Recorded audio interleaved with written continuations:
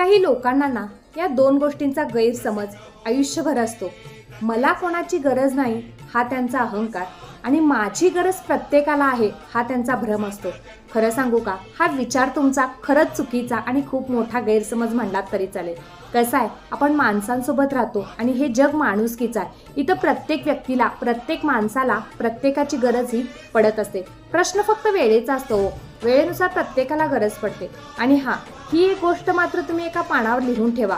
बघा, तुम्ही ज्या लोकांना म्हणता ना की मला तुझी गरज नाही, किंवा ज्या व्यक्तींना तुम्ही म्हणता की मला तुझी अजिबात गरज नाही, बघा तुम्ही शेवटी किंवा कधी ना कधी तुम्हाला त्याच लोकांची गरज सर्वात प्रथम पडते आणि तुम्हाला नाईलाजानं त्यांच्याकडे जावंच लागतं.